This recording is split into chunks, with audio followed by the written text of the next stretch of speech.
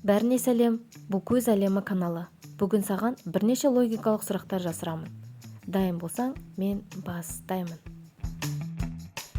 Диас қала орталығындағы көп қабатты үйлердің 24-ші қабатында тұрады.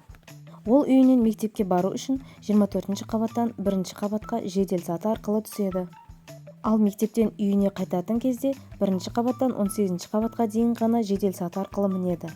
Ары қарай 18-ші қабаттан 24-ші қабатқа дейін баспалдақ арқылы көтеріледі. Ал егер жеделсатының ішінде адамдар болса, 24-ші қабатқа дейін көтеріледі. Ал енді саған сұрақ. Диас неге олай істейді? Ол 24-ші қабатта тұрса да, неге 18-ші қабатқа дейін ғана көтеріледі?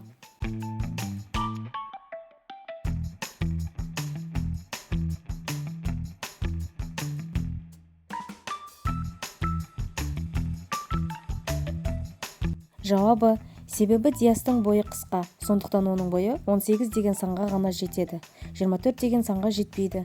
Егер жеделсаты ішінде адамдар болса, ол 24 деген санды басып жіберіңізші деп өтінеді. 4 дос ертең емтихан тапсырады, бірақ олар емтиханға дайындалудың орнына түні мен түнгі клубта болады. Сондықтан олар емтиханға дайын болмағандықтан мұғалімдеріне хабарласып, біз бүгін емтиханға бара алмаймыз, себебі көлігіміздің дөңгелегі жарылып қалып еді дейді. Бұны естіген мұғалім: жарайды, онда мен емтиханды келесі күнге ауыстырайын, бірақ егерде сендердің өтірік айтқандарыңды біліп қоятын болсам, бірден сендерге 0 балл қойып тастаймын дейді. Емтихан тапсыратын уақыты келгенде мұғалім төртеуіне 4 қағаз береді және осы сұраққа жауап беріңдер дейді. Төртеуі қағазға өз жауаптарын жазады.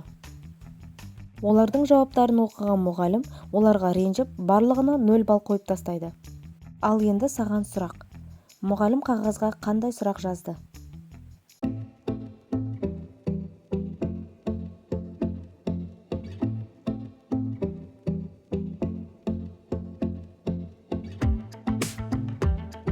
Жауабы: мұғалім қағазға көліктің қай дөңгелегі жарылып еді деген сұрақ қойды. Төртеуі алдын ала ақылдаспаған соң әртүрлі жауап жазды. Осылайша мұғалім олардың өтірік айтқандарын біліп қойып, олардың барлығына 0 балл қойып тастайды. Орман ішінде адасып жүрген Расул бір үйді тауып алды. Ол үйдің ішіне кірген кезде есіктердің барлығы жабылып қалды. Ол үй сиқырлы үй екен. Енді ол үйден шығатын 4 есік бар. Бірінші есіктен шығатын болса, ол жерде жабайы адамдар бар. Жабайы адамдар Расулды жеп тастайды. Ал екінші есіктің ар жағында аш қасқыр мен аш арыстан отыр. Ал үшінші есіктің ар жағында жалындаған от жанып тұр. Төртінші есіктің ішінде 100 деген жыландар бар. Сиқырлы үйде қамалып қалған Расулдың ішінде бір оғы бар, қаруы бар. Ал енді сұрақ: Расулға бұл сиқырлы үйден шығу үшін қай есікті таңдаған жөн?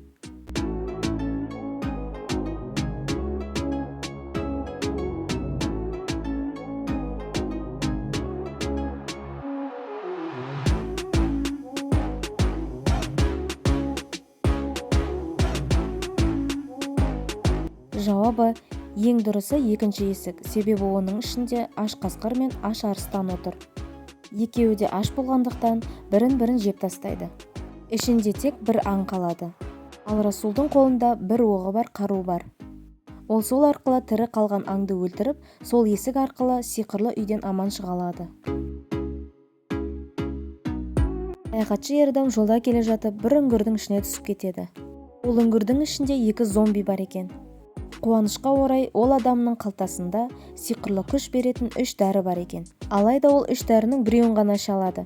Бірінші дәріні ішетін болса, өте дәу болып кетеді. Ал екінші дәріні ішетін болса, ұша алатын адамға айналады. Егер үшінші дәріні ішетін болса, көзге көрінбейтін болып кетеді. Ал енді сұрақ: бұл адамға аман қалып, бұл үңгірден шығу үшін қай сиқырлы дәріні ішкен жөн?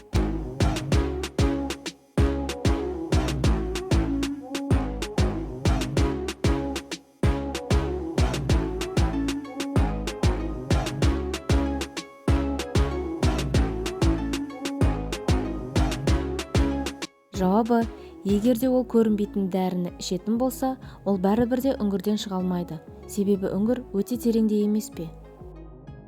Ал егерде алып адамға айналатын дәріні ішкен жағдайда да үңгірден шыға алмайды, себебі үңгірден шығатын жері кішкентай, ол жерге сыймай қалады. Демек, зомбилерден аман қалып үңгірден шығу үшін ұшатын дәріні қолданған жөн. Саяхатшы үңгірден аман шыққанына қуанып, өзі білмейтін жерде кетіп бара жатады. Саяхатшы жол-жөнекей бұл жерде жарылғыш заттар орналасқан. Егер оның үстін басатын болсаң, бірден өлесің деген жазуды оқиды. Бұл жарылғыш заттар жердің астында орналасқан және адамдарға көрінбейді. Саяхатшы ер адам жарылғыш заттар орналасқан жердің тура ортасында. Ал енді саған сұрақ. Ол адам аман қалу үшін не істеу керек?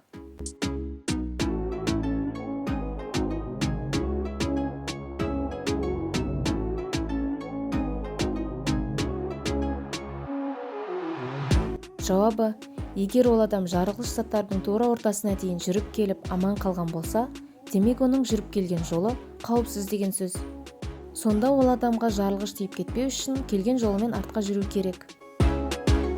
Айсұлтан түнгі клубқа кірмек болады, бірақ түнгі клубқа кіру үшін күзетшінің сұрағына жауап беру керек екен. Айсұлтан күзетшінің жанына келгенде, күзетші оған 8 дейді. Айсұлтан сұраққа жауап бере алмай, күзетші оны қуып жібереді. Бірде күзетшінің жанына бойжеткен келеді. Күзетші оған 8 дейді. Бойжеткен қыз 5 деп жауап береді. Күзетші оны кіргізеді. Келесі адам келген кезде күзетші оған 6 дейді. Ол адам 4 деп жауап береді. Күзетші оны да кіргізеді. Ал келесі адам келген кезде күзетші оған 10 дейді. Ол адам ойланып тұрып 2 деп жауап береді. Содан түнгі клуб ішіне Айсұлтан тағы да кірмек болады. Күзетшіге жақындаған кезде күзетші оған 7 деп айтады. Ал енді сұрақ: Айсұлтан түнгі клубқа кіру үшін не деп жауап беруі керек?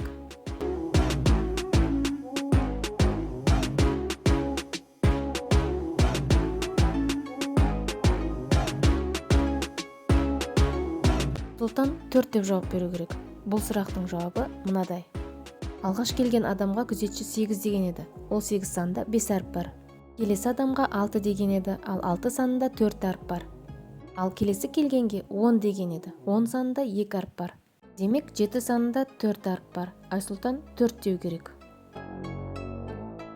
Мына тұрған адамдар осы тұрған жерінде 10 минут тұру керек. Енді суретке мұқият қара. 10 минуттан кейін кім тірі қалады? Соны анықтау керек.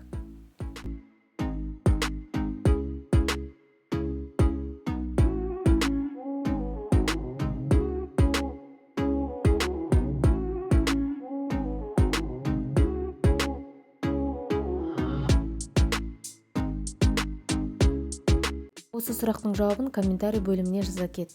Мен міндетті түрде оқып, дұрыс жауап тапқан адамға лайк басамын. Осымен видео аяқталды. Осындай қызықты видеоларды жіберіп алмас үшін арнаға тіркеліп, лайк басып, қоңырауша белгісін басуды ұмытпа. Және саған келесі қызықты видеоларды көруге ұсынамын. Ендеше сау бол досым.